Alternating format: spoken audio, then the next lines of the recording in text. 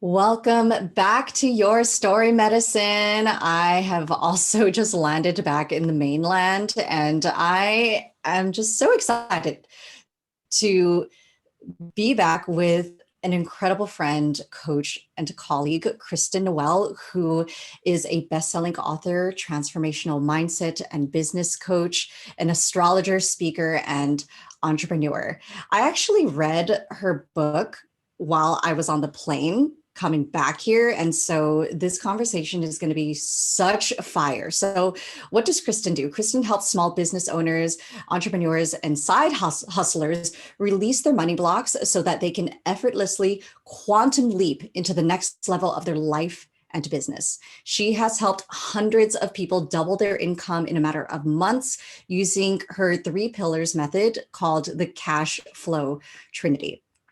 On top of that, she is also a Feng Shui consultant, and she has a combination of experience in not only marketing, but Chinese metaphysics. Like, what? And her biggest vision is to support all visionaries with stepping into their soul's purpose so that they can make the income and impact they were placed here to make. Welcome, Kristen. I'm so excited that you get to be the first person I speak with on my trip back. Thank you so much, June. I feel so honored to be here. I mean, you just describing me, I'm like, oh my goodness, you're like putting me out there. I'm like, I feel so honored to be here. Thank you so much. Yeah, I know. We actually met in, I believe it was another Asian American entrepreneurship group. Yeah. And we just get to support each other with taking up this space and telling our story. You were in the process of birthing this book, which is called Stop Chasing, Start Attracting, which is what we're going to dig deep into. And I'm just going to say that reading your book brought so much stuff up for me as somebody who identifies as Asian, as a daughter of immigrants, and as somebody who has done so much work with my own money mindset. So I know that it has taken you leaps and bounds to get to this place, especially with all the stories that our parents tell us about what success is supposed to look like. But before we dig into that, I first want to ask, what are you celebrating about yourself today? Well, there's a lot to celebrate, but I think that most importantly for me, I'm really celebrating right now this process of honoring my ancestors and learning about them in a deeper way. I feel that when we first met, right, I was talking about how I didn't really know myself growing up being Asian. And I shared that story of not wanting to be Asian. And then it really wasn't until recently, even after reading my book, that I actually was able to dive even deeper, understanding my ancestors and what my purpose is on this earth. So I feel like when it comes to purpose, we're always doing different things. We're always evolving. So it's not just one thing. And I really encourage people that are listening to find within yourself this opportunity to always be expanding, right? And so this right now, I'm really celebrating diving deeper and understanding what my next steps are for the next couple of years. So I'm really excited to even dive deeper into this conversation about that. Yeah. Okay. If we can strip away your titles of being a business consultant, a feng shui expert, and all these other things that we like, because here's the thing, both you and I know that we tend to get so obsessed with titles. I don't know what to call myself. So we hold ourselves back altogether from even doing the darn thing. So how would you describe your medicine in your own words? That's a good one. I really feel like I'm doing marketing for the universe. I wouldn't say that, yeah, if we're gonna strip away all the titles, I would just say that I'm placed on this earth to be to help people evolve and help people see the truth and see that, and particularly in the topics of money and abundance. And the reason is because I feel like my ancestors struggled a lot when it came to that topic. And for the longest time, I went from being really afraid of money and wanting nothing to do with money to making a lot of money. And then this kind of like back and forth and understanding what really abundance is, right? Because abundance is more than just money. And so I just feel like really deeply that I'm really here to help people understand their relationship with money and how to transmute that and how to just make a better, bigger impact in this world. Yeah. So let's dig into ancestry. Mhm. Uh, I remember reading in your book how there was a lot of struggle with your name as Yeah. well, like Mhm. Kristen Noelle. Where is that even from? And what has been your process of reclamation? So, share with us more about your ancestral lineage and how this has influenced your path today. Yeah, so I love that you brought this up because actually no one has ever asked me this question before. So Kristen Noelle is a name that I created when I was in a when I was a Peace Corps volunteer. So after college, I wanted to just leave. I was in Los Angeles at the time. I grew up in a very small bubble. I grew up in a very Asian neighborhood. I hated being Asian so much at that time that I went to a very white school trying to break free from my Chinese roots. And like, I just wanted to reinvent myself. But really, my name change came about when I became a Peace Corps volunteer. And when I was there, people were making fun of me because I was Asian, but I was American, if that makes sense. So I'm an Asian American, meaning that I was born here in the States, but my parents are from Chinese lineage. And so when I got to, as a Peace Corps volunteer, I was assigned in this small village. And I remember I was walking to and from work, right? Literally it was probably about a mile. And I would have like these Armenian men. And again, I'm not trying to speak poorly of them. This is just what happened. And then like I'll explain kind of how this happened, right? So they were following me around in their car and they would make fun of me and like, because they never seen like a Chinese person except what they saw on TV. And I just remember them trying to find me on Facebook. At that time, social media kind of was just breaking out, right? And I just had to change who I was because I didn't want people to find me. I felt like I wasn't really confident in dealing with those people at the time. And I just I wanted to feel safe. So I changed my name and I really liked the name Noelle. I feel like there's so much lightness to that name that's when I changed it. And then since then, I never changed it back because my Facebook was just like that for a really long time. And so I felt like really that it was a very empowering move on my part at that time because I needed to reinvent myself in order for me to feel safe in another country. Mm, yeah, I think that chosen names are so important, and they also reflect where is it that we're currently Yeah. at the time of our life. And Yeah. so what has it been like for you then to heal your relationship or with your identity of being Chinese American? Well, since I came back, right, that's the ironic part about everything is that I learned more about who I was when I was in Armenia. So that's where I was as a Peace Corps volunteer. Again, you have to realize that I escaped the US in a way, subconsciously, to escape from my Chinese lineage. I did not think that I was going to rediscover who I was and who I am in another country so far away from my parents. But being there and being ridiculed for being Chinese, and then the next year being asked about my heritage and my lineage and me not knowing anything about who I was or where I came from, it really inspired me to learn more about myself. So it was from that place where it was really dark that I was able to kind of come out of that.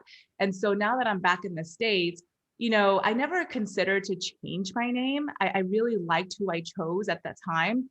I'll be honest with you, I'm actually getting married at the end of November. And I'm like, okay, now I'm changing my name again, right? So it's kind of interesting because I thought about that and I'm like, okay, well, my real last name is Lee, right? So Kristen Lee. And I'm going to be marrying into an Armenian heritage. It's so bizarre how everything works out, right? I'm like, how did this happen? But it's almost as if, like, in a really strange way, I'm really glad that it did because, some people may think like, oh, you were made fun of and like that you had to change your name because of that. But I learned so much about that process about identity and about how you can choose your identity anytime you want. And then you can also go back to it. Like it's not set in stone, but rather it's a choice that you make. And same with your destiny, right? You can choose a lot of the things that you want in your life. You're not being controlled. And sometimes we feel like that, I feel like, as a society. Yeah. So let's talk about how your medicine is being influenced by your ancestry, and if this is something that has been passed down from your parents, or if it's something that you've just had to learn on your own.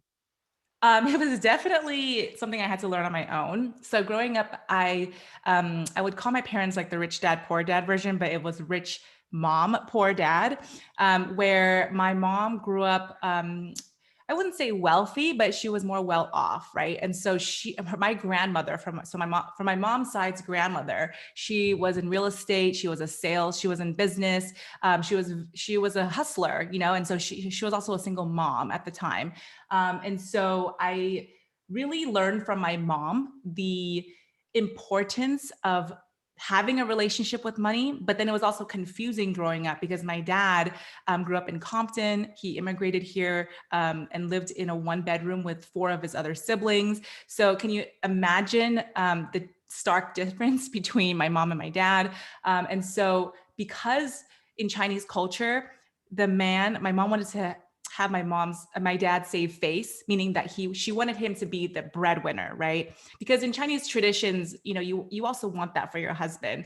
I grew up seeing my dad go to work and my mom stay at home, and so I took my financial advice from my dad, right? Like that was like what I saw as a child, and so I think that story really in a way, I had to relearn everything, because when I started my business, I was so afraid of selling. I was afraid of charging people. And it was because I saw my dad tell me, I remember my very first sales job, I was like in network marketing. And I remember going up to my aunt and telling her about these beauty products that I had. And then my dad caught me in the act, right? In the act. And he was saying, how like you're embarrassing like everyone. And so, you know, for me, it was a huge embarrassing thing to sell to people when I first started.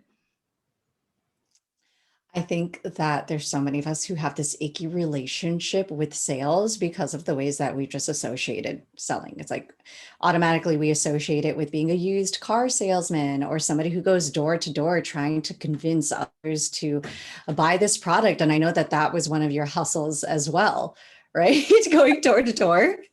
Yes. Oh my goodness. For anyone that has done door-to-door sales, I mean, a lot of respect for you. I mean, I feel like everyone should try it at least once. I know that may kind of like come off alarming to a lot of people. But door-to-door sales really taught me resiliency and like just people saying no to me, and how the word no really, like, you know, you can learn how to be with it and be uncomfortable with the word no and be okay with that. Yeah. Yeah. So I feel like for anybody who talks about money and abundance, there's this automatic assumption that this is something that has been handed down to you. Hmm.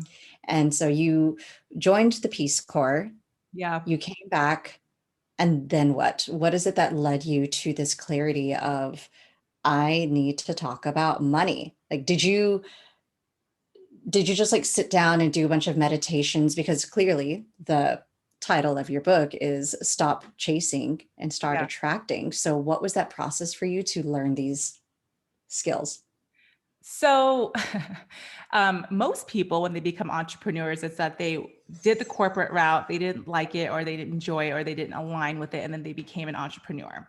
On the other hand, my story is that I became somewhat of an entrepreneur in the beginning, right? I went from going to college. I mean, I had some internships, but I went straight to the Peace Corps. And being in the Peace Corps is kind of like you literally have to figure shit out. I mean, I'm sorry if I can't, I don't know if I can curse on your Yes, podcast. you're Uh, fine.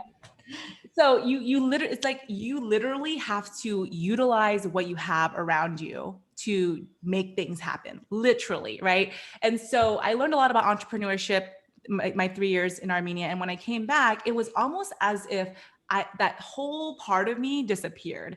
I truly subconsciously, on some subconscious level, felt that me in as a Peace Corps volunteer, I can't do that again here in the States. So when I came back, again, in some weird way at the time, I was still very tied to my parents and their judgment on me, their thoughts on me. I mean, especially my dad, right? I really looked up to my dad because, again, he was the breadwinner. He was the one that I was actually most afraid of at the time. And so he was like, you need to start working, right? Like you can't be like playing around anymore. You can't be, he didn't see me like a real job at the Peace Corps. It was something that he just felt like I was trying to find myself. I was just trying to escape reality. Gosh, only to know that Peace Corps is what gives me the tools that help me today, right? So I actually started working at LinkedIn for about a year and a half, and I hated it. It was so miserable for me. Nothing against LinkedIn, but it was just not for me. It was not the type of environment that I thrived in, and I was just miserable for a really long time. And I had to again unlearn things. That's actually when I started reading my own charts again, diving into Chinese metaphysics, going to Tony Robbins. I went to Unleash the Power Within. So it wasn't like a linear path where I was like, okay, I don't like corporate and I'm going to become a business coach and money coach, right? It was all of these different things where I discovered that, okay, I really enjoyed coaching because that's what I did when I was in Peace Corps, right? A lot of what I did was personal coaching, marketing, consultancy. And I just kind of step by step kind of figured it out by discovering what my strengths were at the time. And then at the same time, just, trusting that the messages that I was getting, the intuitive hits that I was getting was what I needed to do. And what really got me onto this path of writing the book on money mindset and building this relationship with money is because it was so hard for me to build a business in the beginning. That first year in business, I really struggled. I did not make any money. And in fact, I was actually in debt because I was paying so much for coaches, I was paying for courses. And I just felt like the more I paid, the more I just had this education, the more I would somehow, I don't know, like make the amount of money that I made, or at least profited, right? Only to realize that I didn't need any strategy. It was the way I looked at money and that Mm. vibration that I kept sending out. So I hope that answered your question. Yeah. So, what can Chinese metaphysics and Feng Shui teach us about calling in more abundance in our lives? Yeah. So for those of you that are new to Chinese metaphysics, it's really a part of astrology, Eastern astrology. So most people have heard of Western astrology. Not a lot of people know about Eastern astrology unless you obviously grew up in the East. And so really it's very similar, but also different. Chinese astrology use more of the five elements.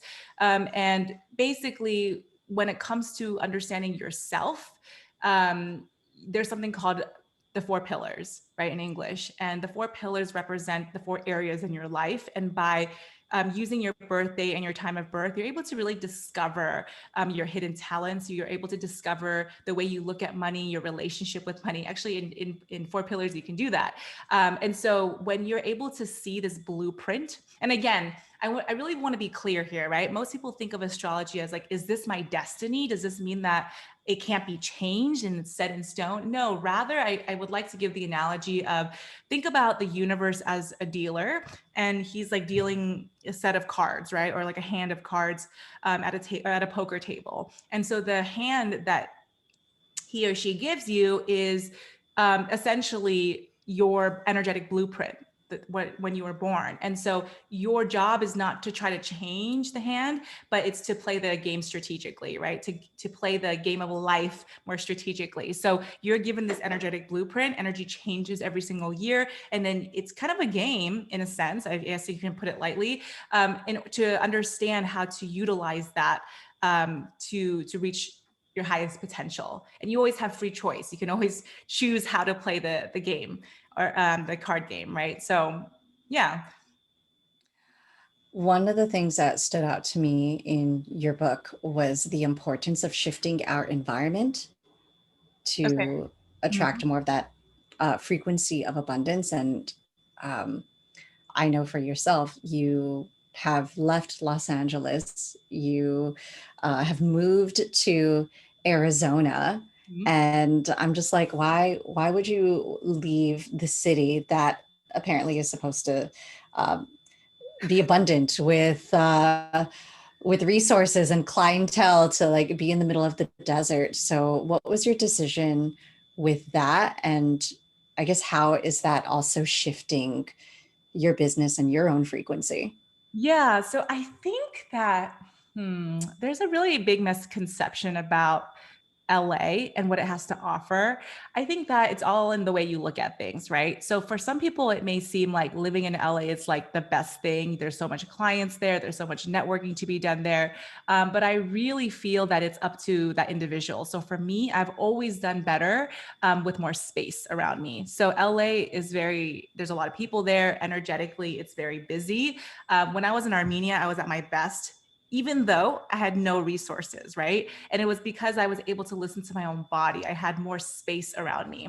And so the reason why we chose Arizona is number one, it's still close enough where we can visit our family. Both my fiance and I are from LA, so our parents are from there. But where we live right now, we have so much space. I can actually hear my own thoughts. I can hear my intuition a lot better. And I really felt called to be in the desert at this time. The desert reminds me so much of the sun, and I'm actually Yang fire. So Yang fire represents the sun. And it's to me, the sun also is personal power. It's all about the solar plexus energy. And to be honest with you, I don't think we're going to stay here forever. This is just temporarily where we're being.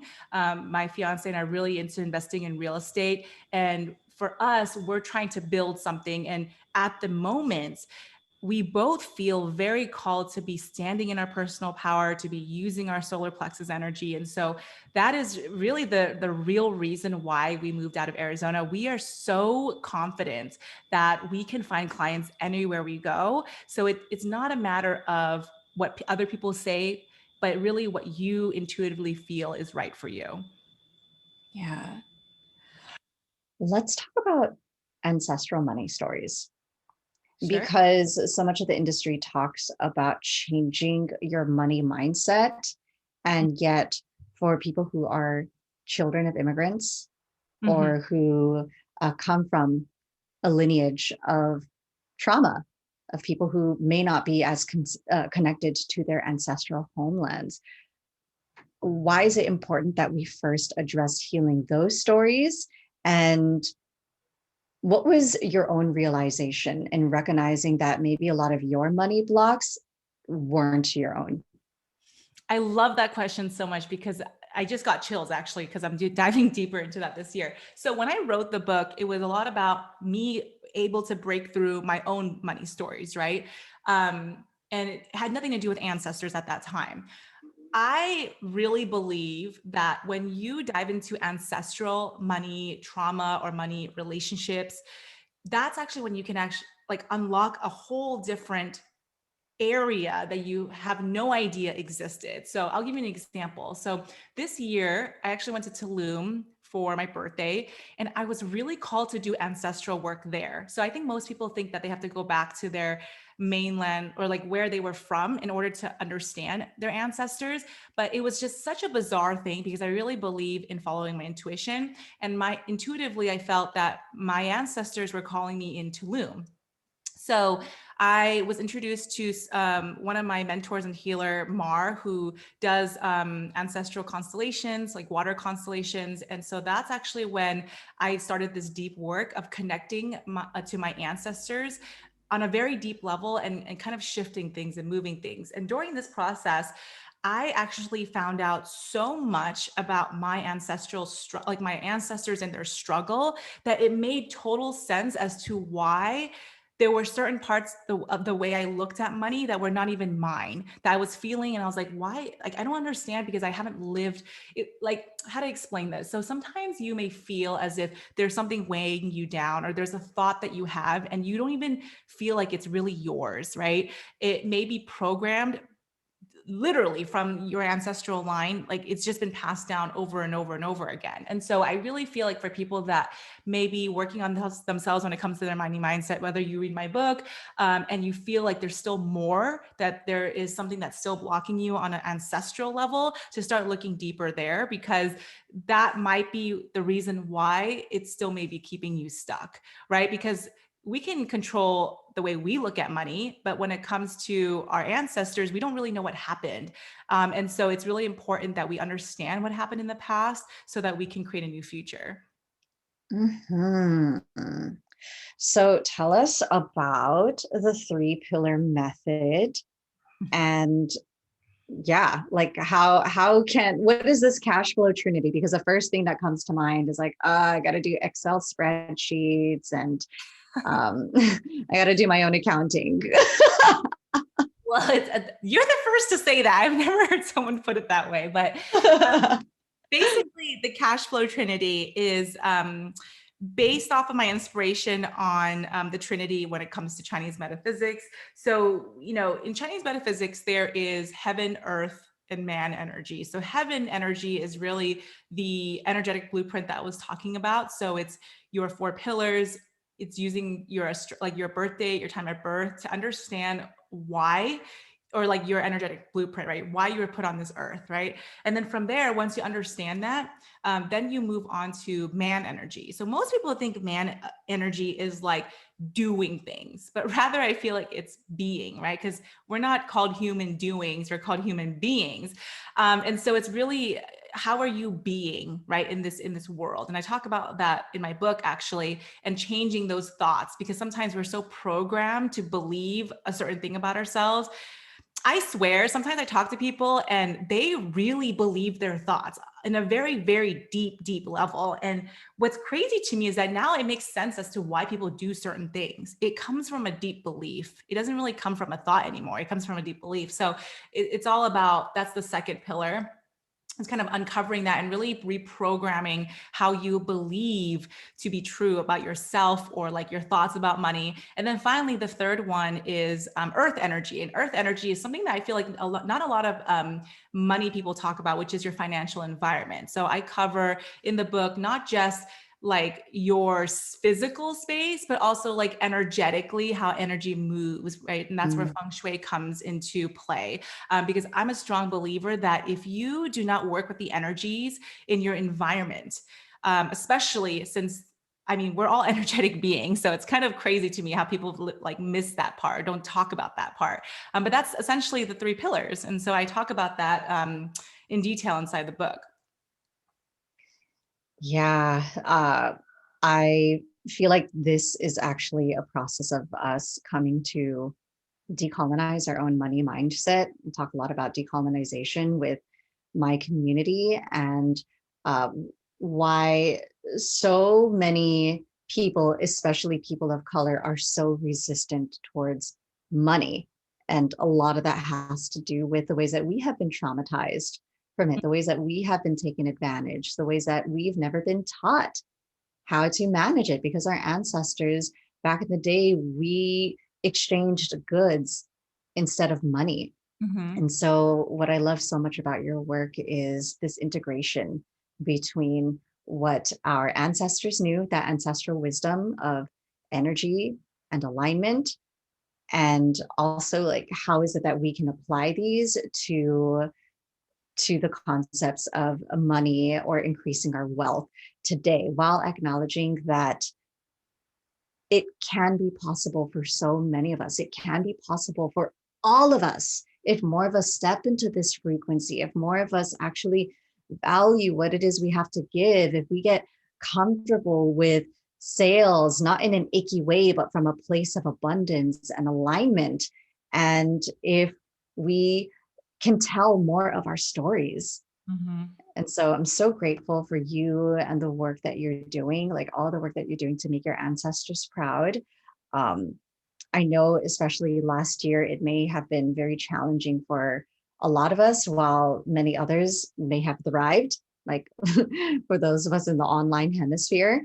And that challenges will always arise in our lives. So I'd love to know, what are some of the things that you have been doing to stay grounded?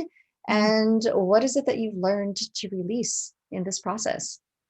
Yeah, so I really want to touch upon what you said about how so many of us either struggled or thrived in May, right, due to Mhm. the coronavirus, and how so many of us, again, either went one way or the other, right? And I just want to address that first and foremost, because I feel like in today's day and age, it's so easy for us to compare ourselves to other people. I mean, like I have done that so many times. I'm sure you have as well.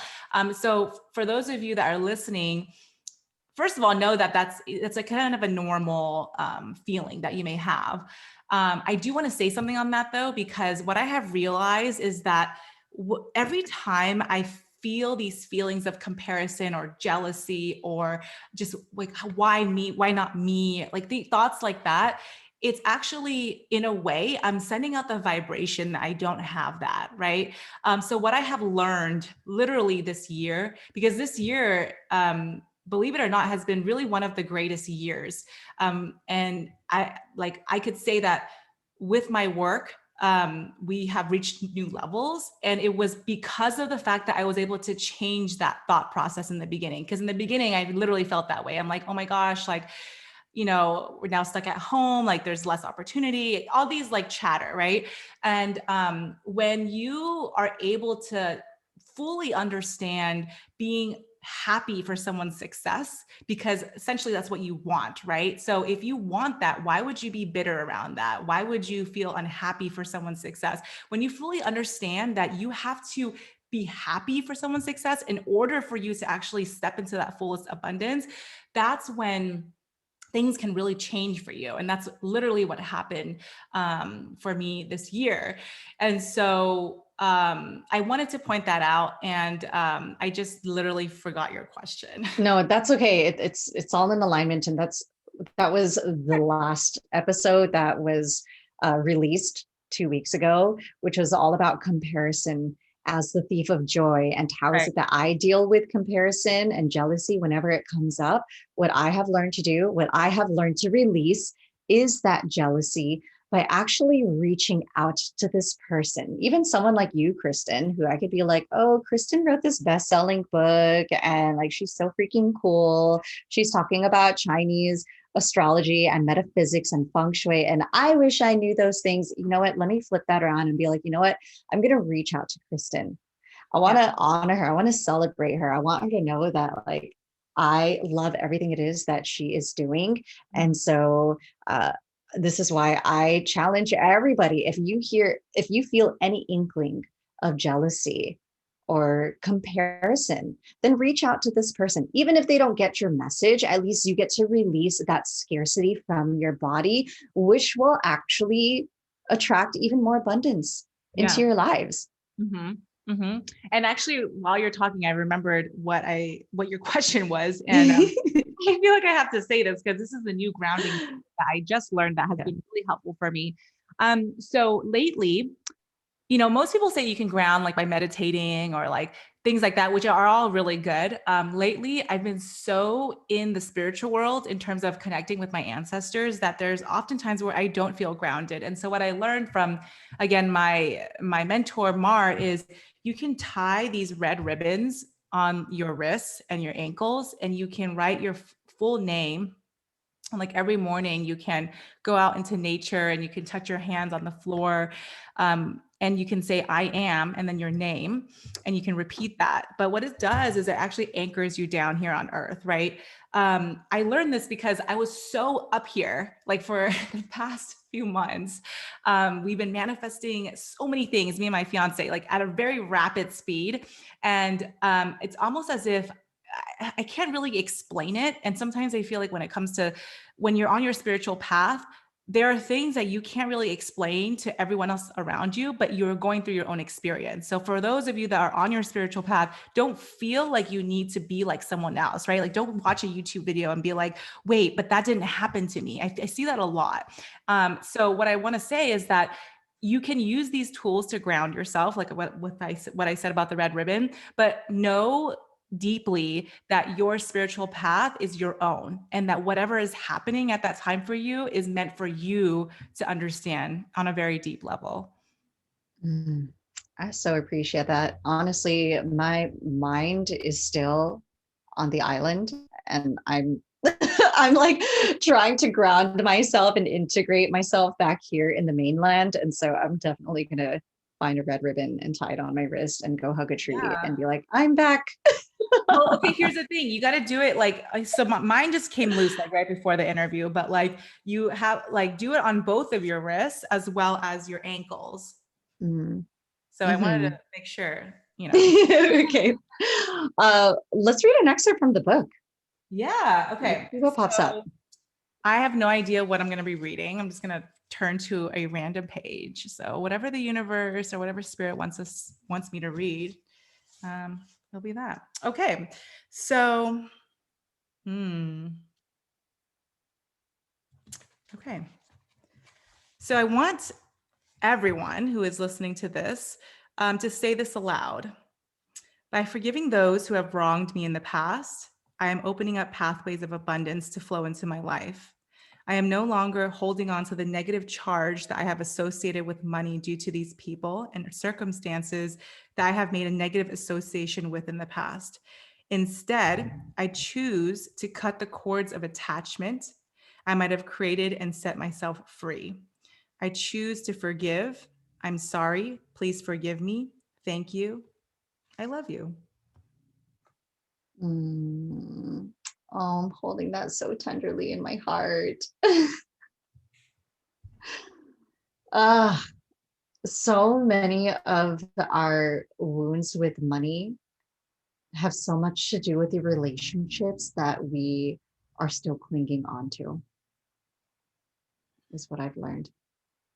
Like Mm-hmm. a lot of the material things that we may be hoarding has a lot to do with the stories or the sentimental meanings that we've tied to it. A lot of the grudges that we carry when it comes to money have to do with resentment.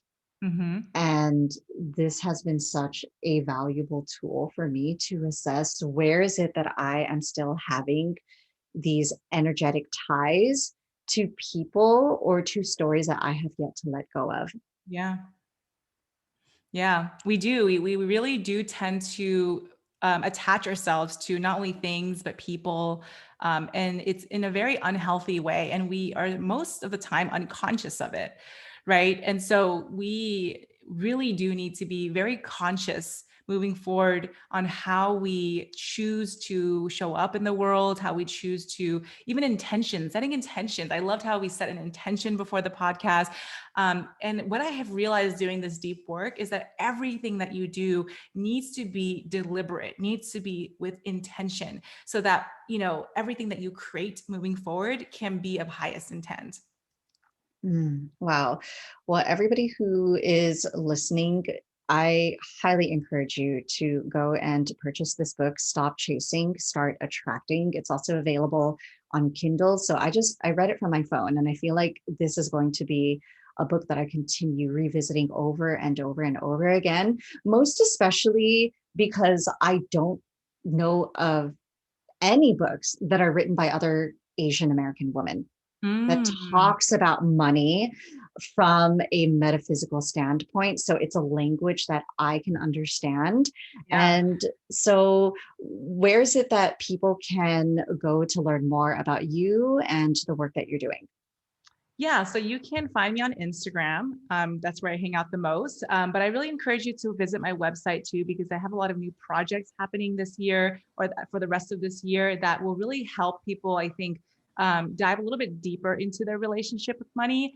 So obviously read the book, right? I feel like that's a great starting point. But one of the things that I'm working on, especially this year and next year, is spiritual healing retreats. So my partner and I just bought a new house in Sedona, and the intent behind that house is not only for Airbnb purposes, because we actually love Sedona. We're getting married in Sedona. We want more people to go to Sedona because it's such a healing place.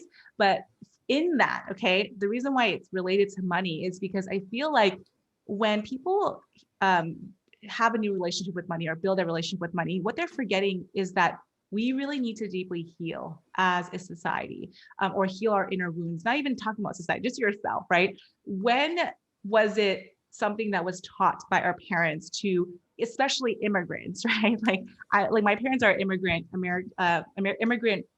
people that came to the US. I'm literally the child of immigrant parents. And so we were not taught to heal. That was not a thing, right? I didn't even get to go to like a psychologist, or therapy was not a thing for us. Like, we don't talk about our feelings. It's just weird, right? So that's also why I feel so passionate about creating these experiences for people in person, because healing for me has created so much abundance and so much happiness in my life that I want to be able to share that with people in such a beautiful place like Sedona. So that is what I'm working on this year. Definitely check out the book, but definitely stay tuned on my website on these happenings, because I'm really excited to birth it for for the rest of 2021 as well as 2022. Ugh, I love it. And I love to ask this question to all of my speakers. So, if you could envision yourself as a future ancestor, Ooh. mhm, uh, traveling back into time to give words of advice to your younger self, Mm-hmm. the one who was still struggling with their money stories, and most importantly, the one who was still learning to embrace what it meant to be Chinese, the one who was uncertain of where this path was going to lead her. What is it that you would say to her today? I would say that it's okay to surrender to what's happening in your life currently, and to really trust that no matter what happens, it's really for your highest good. I know that you may not see that right now at the time. I know whatever you're going through, but just know that things will pass. Things are not forever. Things are not permanent. And in this cycle we call life, that you can really step into abundance at any moment, at any time in your life. That's what I would say. Mm, I think she would also say, I'm so proud of you. Thank you. I'm Wow. so proud of you. So, thank you, Kristen, so much for sharing your story with us, for birthing this book, and for birthing all of these amazing projects that are coming into fruition, and for paving the way for other Asian American women and women of color, and just women who are struggling with their own money stories, to know what is possible and to feel the abundance that is already within us. Thank you, June. It was amazing being on this podcast. Talking to you really reminds me so much of what I'm working through. You're really a reflection of who I am, because you're also Asian, and just I felt like this conversation was so intimate and profound all at the same time. So I appreciate you bringing me onto the show. Yes, let's keep making our ancestors proud, including the ones we're becoming. I love it.